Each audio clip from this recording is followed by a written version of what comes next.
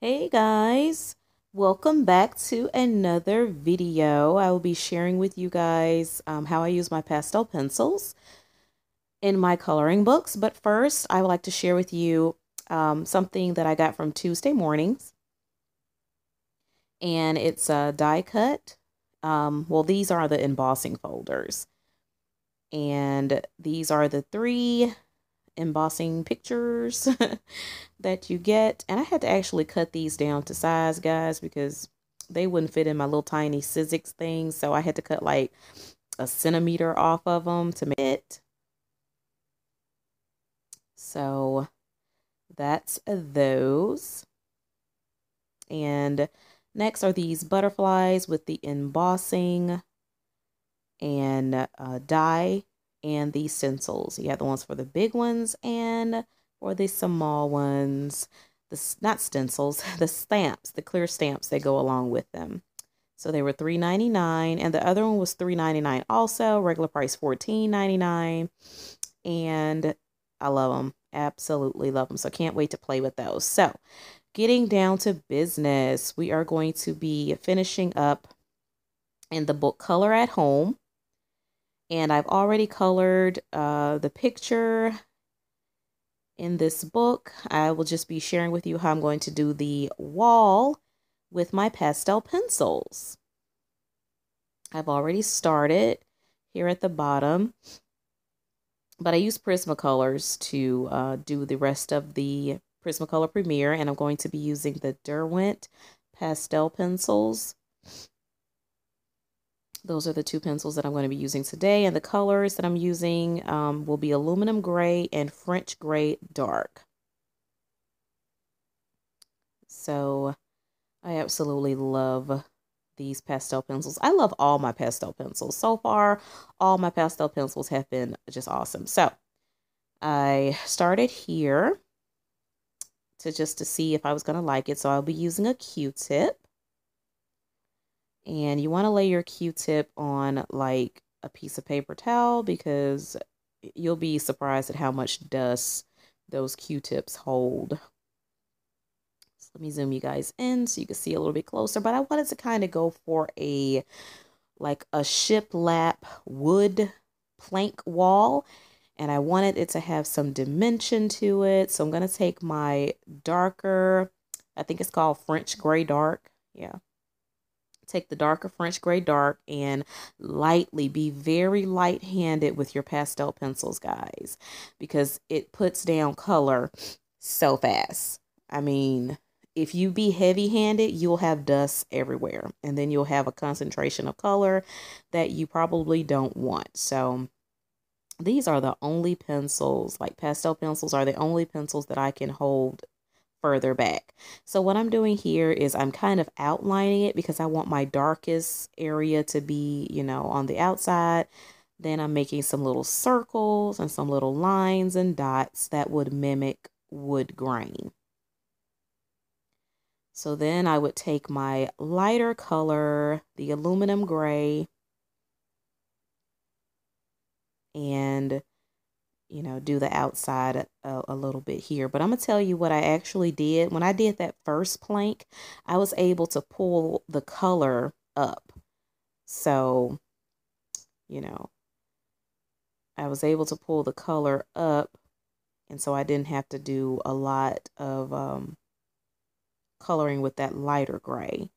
So you want to be light-handed with your Q-tip also. And you kind of want to smooth out your darker color first and then, do that. But don't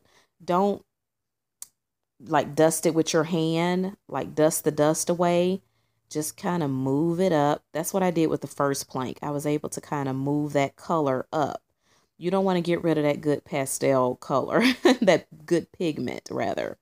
So just move it up, as much as you can. And you can actually take it and, do some of those little small areas. You can take some of that color and just, fill in those smaller areas. So take the French Gray Dark again and just start doing that same thing again. Well, actually, I had to go over it a little bit because my lines and definition, it wasn't defined enough because I kind of blended it in a little bit too much. So I'm going back over it again.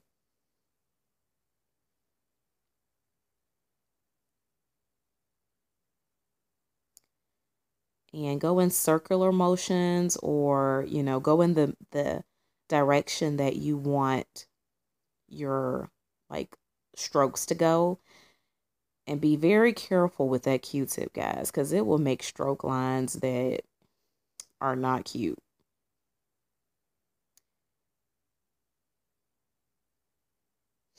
And just play it by ear. If your definition is not as good in one area than it is for another, then just keep going back in, adding, the dark. So I'm taking the dark gray again.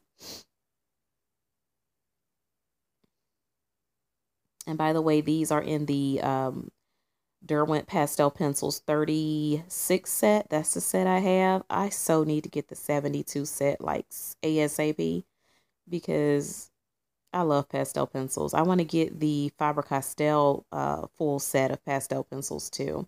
I have the small one, but the small set. But oh, I love my pastel pencils, guys.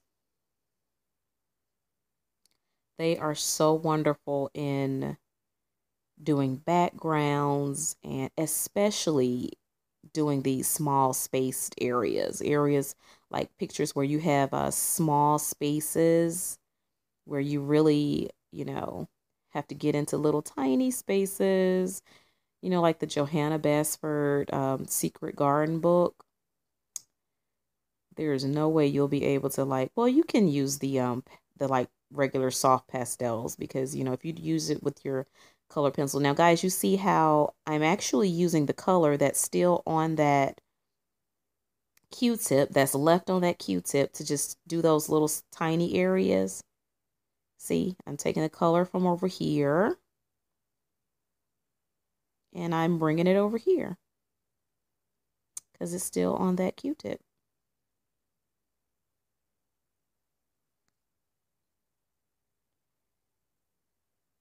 So, and you can also, like I said, you can always pull it up. So don't sweep that color away just yet until you're ready to sweep it away. And I'll show you when I'm ready to sweep it away. So let's take our dark gray again and do us a couple of circles and lines and dots. And you can make them uneven and squiggly because, wood grain is so uneven, and, the texture, it's very textured. So make sure you keep that light hand with that Q-tip, guys.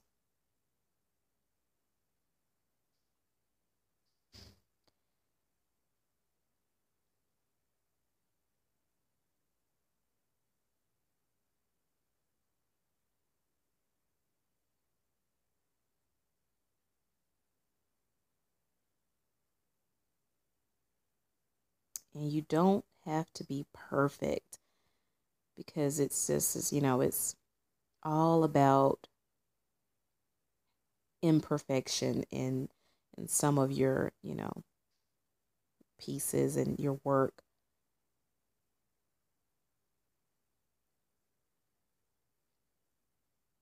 Because if you think about it, in, real life, a lot of the things that we look at, they aren't perfect lines. There aren't perfect lines. There aren't perfect circles. It has imperfections in it. So I try not to, well, I don't try not to because I don't, I don't stress with my art like a whole lot, like, oh, that line was crooked, or no. Erase it, paint over it, or just leave it crooked. Crooked is okay. So now I need to use my sheet protector because I don't want to smear my pencil work on my Prismacolor, because Prismacolor loves to smear, guys. So need that sheet protector to protect the things that's going on on the other side under my hand.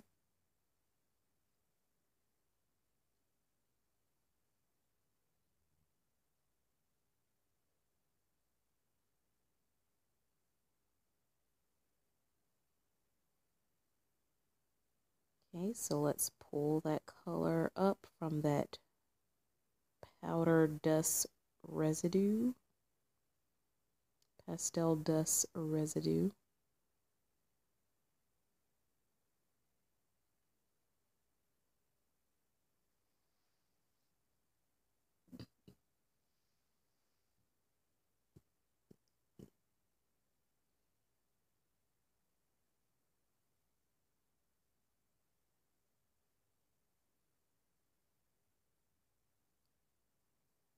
Okay, and just smooth it out.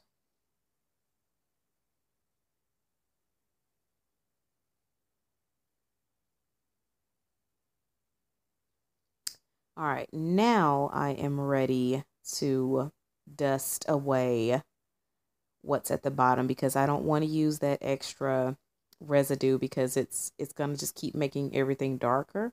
So now I'm ready to dust it away.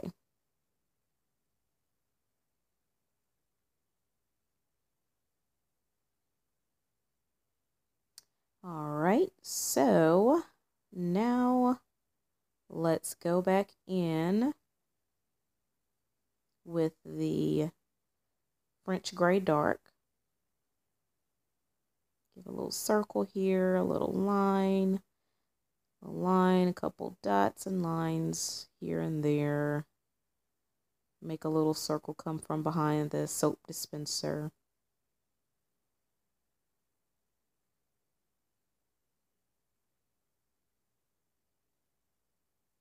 And I want to add a little small amount of gray. Really didn't have to because it was enough gray on the page already, but yeah, just to show you. If you didn't, put the gray there at the beginning, I probably could have done this with just the French Gray Dark. Probably didn't need the light gray as much, but I did like the contrast that it gave because the dust from the French Gray Dark actually made that light gray color. So yeah, I could have left that light aluminum gray out, but I didn't. No big deal.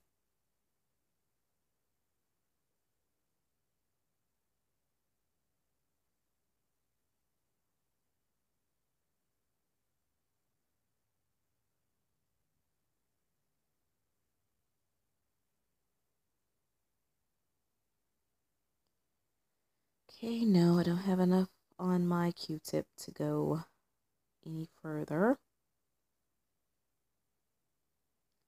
So you see how that's looking, guys? I'm liking it a lot. So, what I'm going to do here is just go ahead and kind of just outline quite a few other areas and just outline it and get it ready. Just do quite a few at one time, or do this whole area for you. And this is going to be the last plank that I do. I'm just going to show you how I did do the white part, how I did the bottom one, and then from there you can pull color upward as you go upward. So I took the dark gray, now I'm taking the lighter one, and I'm not explaining that right. The first plank that I did it just like this. But from there, I was able to kind of pull color up, pull the rest of the color up, and it made kind of a different look. But you want to use the dirty part of the Q-tip for the darker areas. But then when you finish with all of your darker areas, just kind of blending them in a little bit, you want to switch over to your clean side so that your whole plank won't be very, very dark. You want to keep it kind of separate. Okay. So once I blend that in, I'm going to take my dirty area again and just blend those lines, those harsh lines in of the darker part.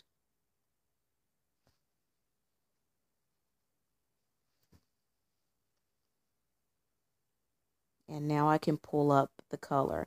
I didn't have enough much color to pull up on this one because I think I was a little more light-handed with my darker color, but down at that bottom I had a whole lot of color to pull up, a whole lot of dust, you know, pigment dust to pull up. So just the lighter your hand, the less pigment you'll have, but it's good to have a light hand first. So let's get my French gray dark back in and start to do some lines and some blending and shading. I want to shade around the objects. It's not going to stay this dark. I'm going to blend it out, but I want a little bit of shadow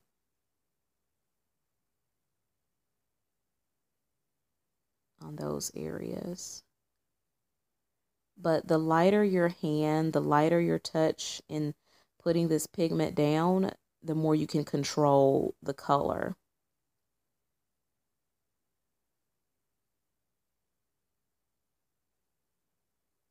And the result.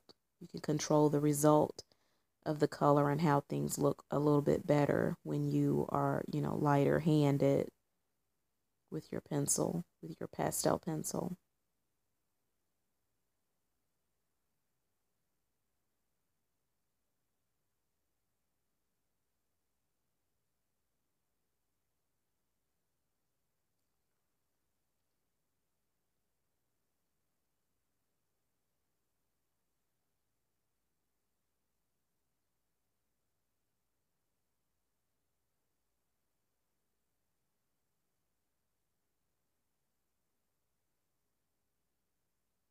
Okay, and I'm dusting the residue off.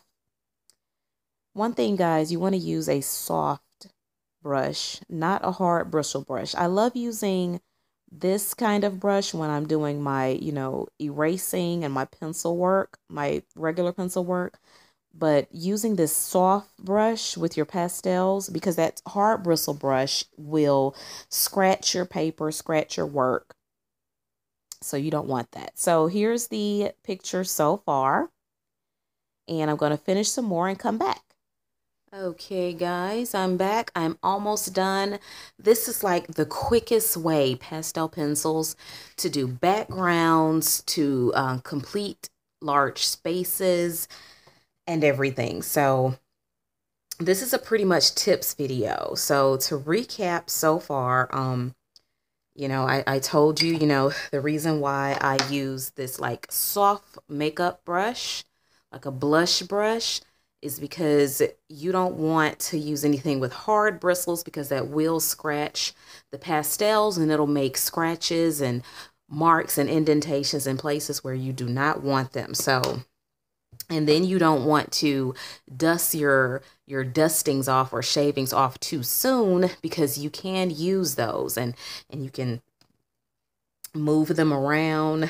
And that's a piece of bristle that has gotten off on to my page. But anyway, you can move them around very freely. And another tip that I just wanted to mention very quickly is the importance of using your white pencil. In all of these highlighted areas where you see white, always use your white pencil, because the good thing about using pastel pencils after you've done all of your coloring is your wax pencils or oil pencils, they will act as a resistance. Okay, so the pastel is not going to get on any of your coloring already. It's not going to stain it. It's not going to mix over. You'll be able to get dust right on those white areas, and you'll be able to just, you know, brush it right away. And of course, you don't want to blow your pastel dust because you don't want that stuff getting all in your lungs and everything. So yes, and plus you don't want it getting all over your workspace. You know, just dust it off after you've done a completed area, so to speak.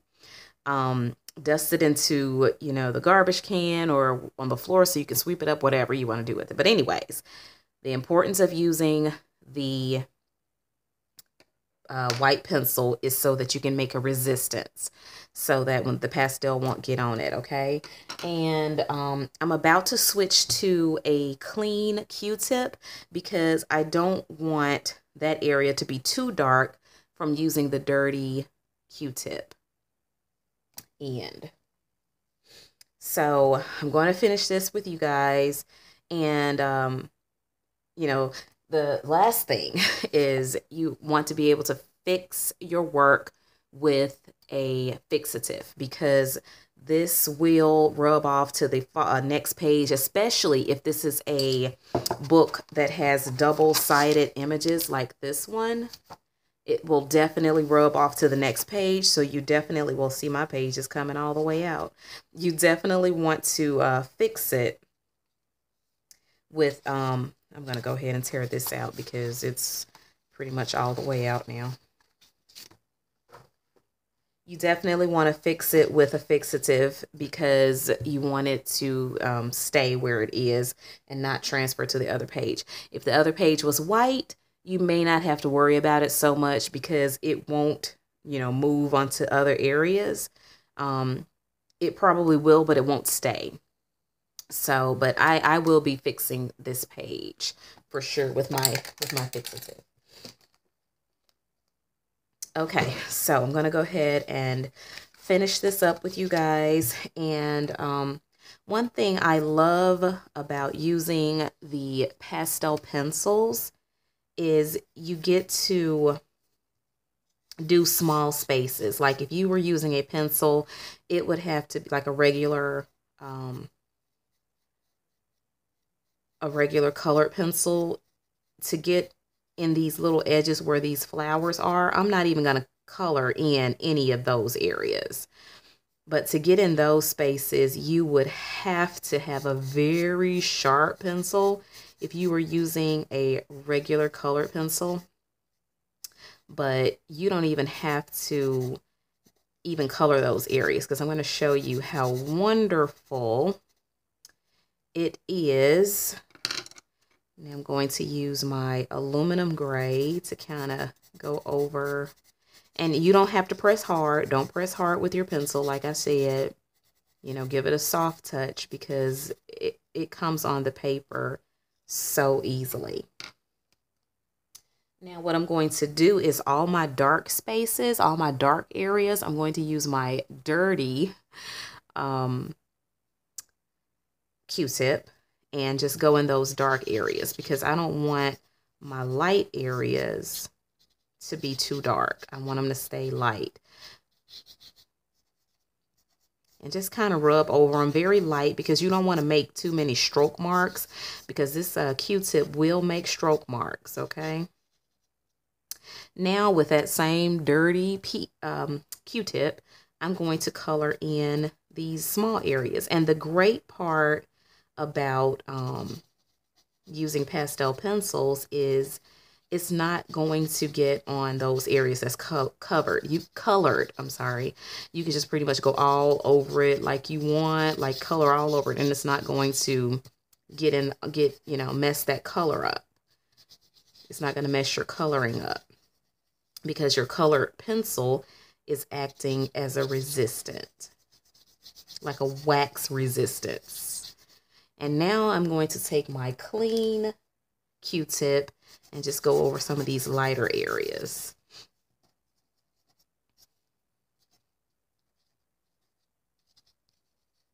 That I really didn't want to be too dark. Okay, so now I'm going to get my dirty one again because I want to put some of that dark over here. Now I want to smooth. Let me zoom you in.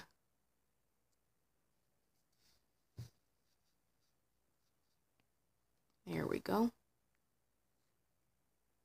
Now I want to smooth these lines out a little bit more.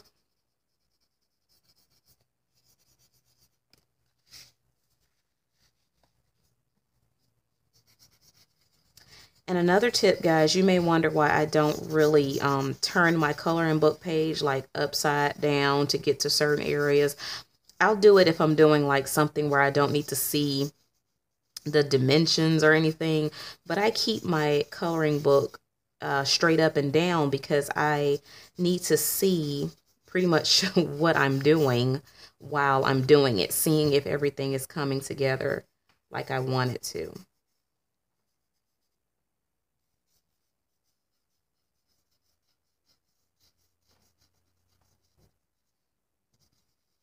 So that's why I don't turn my coloring book around. Okay.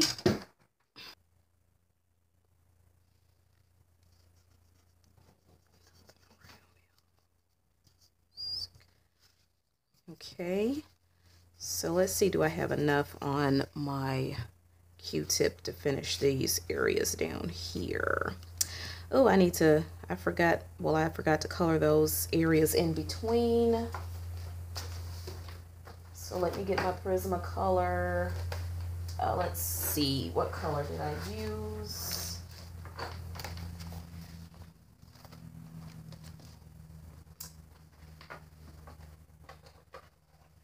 I'll just use some goldenrod. Yeah, forgot to color that in between there.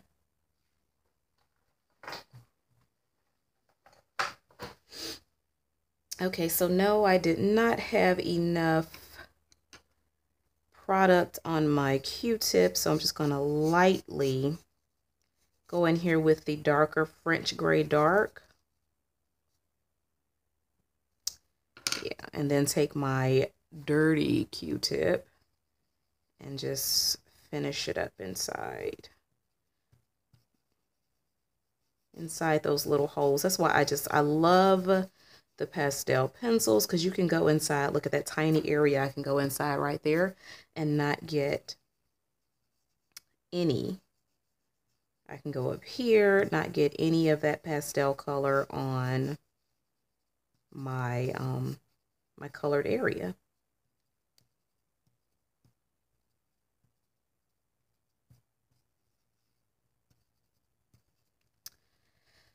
All right.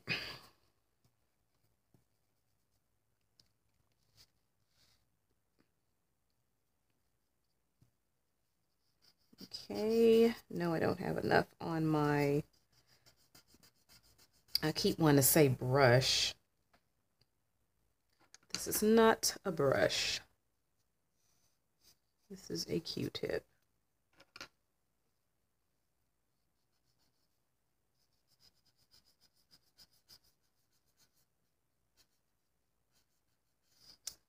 There we go. Now let's finish the rest of this, and I'm going to start from the top.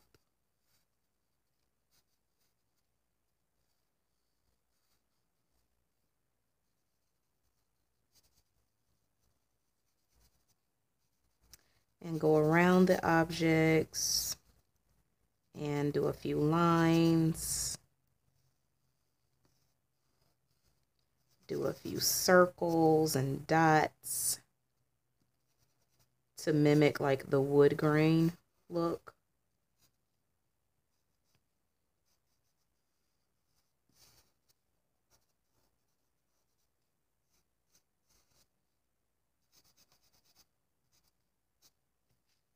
Okay.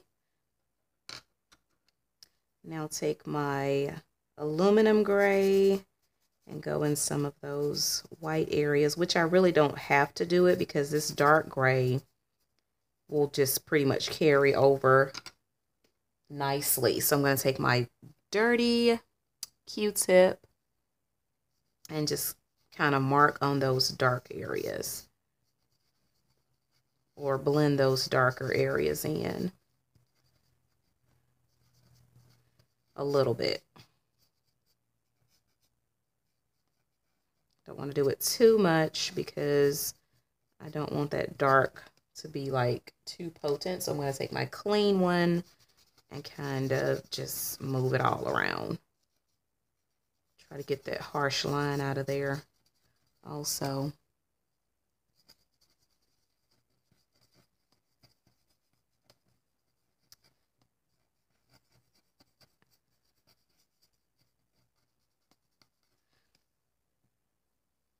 Okay, let me get my dirty one. And the good thing about the dirty one is it's softer because it's dirty and used.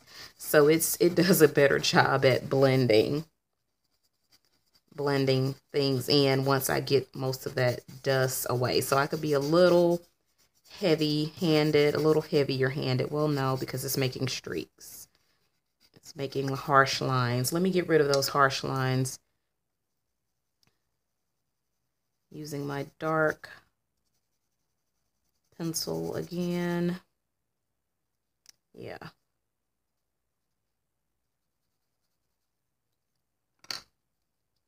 And there we go. And you can always erase these pencils. If you have an area that you don't like, they erase very well.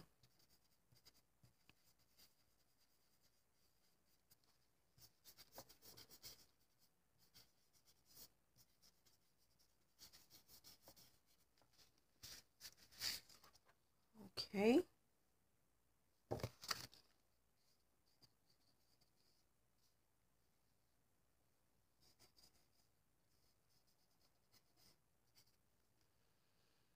Okay, now I can dust a little bit of that dust off.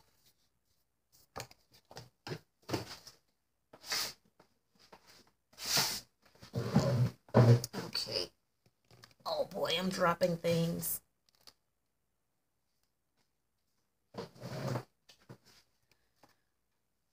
All right.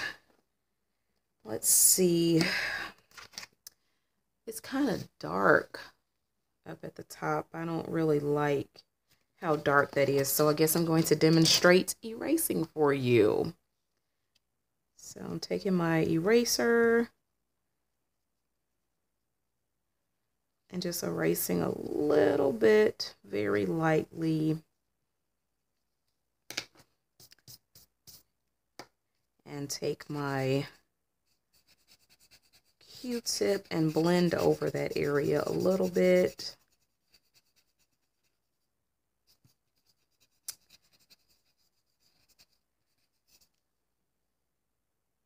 That's better, much better.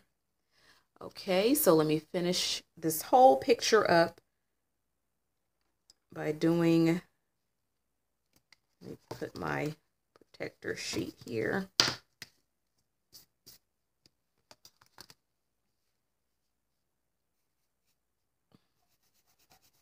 Make a circle, make a couple of dots.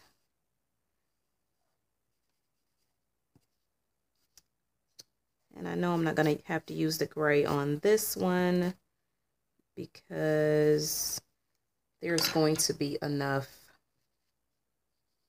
dark color already.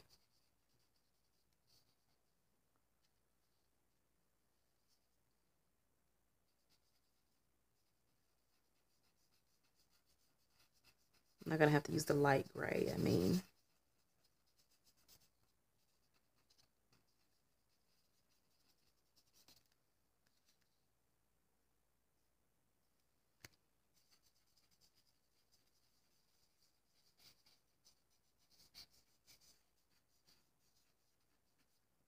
Okay, smooth it out a little bit. Okay, and that is done. How easy. Easy peasy lemon squeezy. Okay, let me zoom you guys in the right amount here. Come on out a little bit more. There we go. Now, what I'm about to do is, of course, take my black Prismacolor pencil and give this picture some definition back to itself. Okay, so I'm going to start here at no, I'm going to start at the top. Okay, so I'm going to give these lines some definition back, the wood lines. So I'm just going to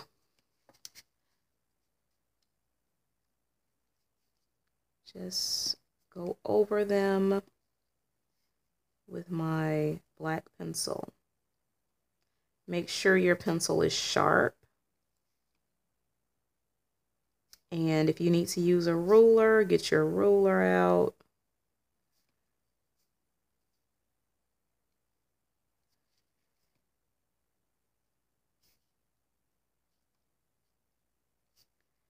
And just go over all the lined areas.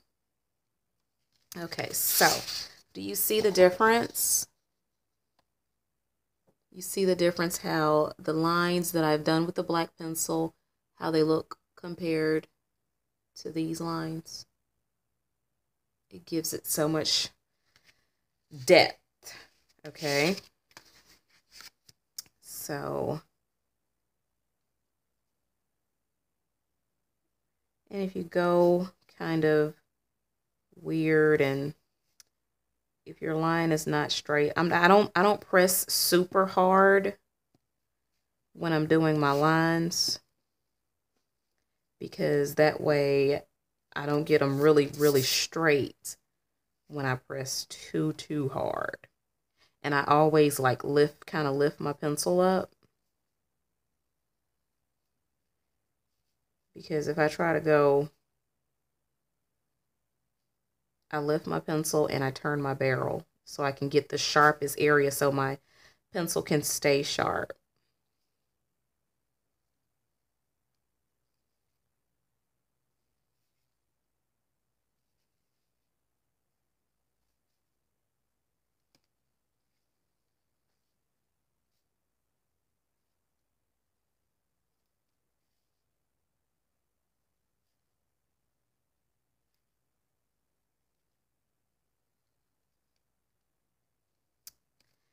Okay, let's go on this side here.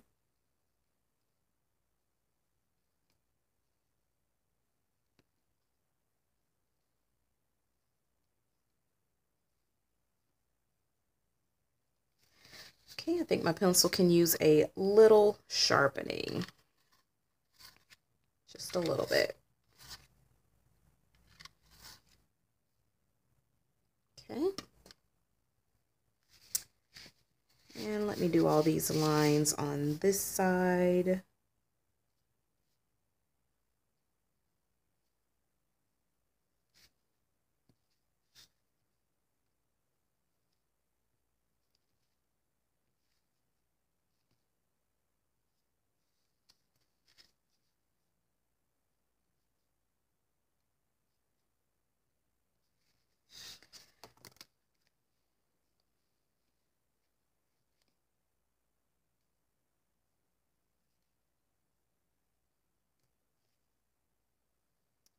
And I don't think I am going to outline or define any of the wood, because I kind of like the way it looks with the wood being kind of, kind of distressed looking, kind of faded looking, if that makes any sense. I think I need to do a little defining in the lines on the floor, on my tiles.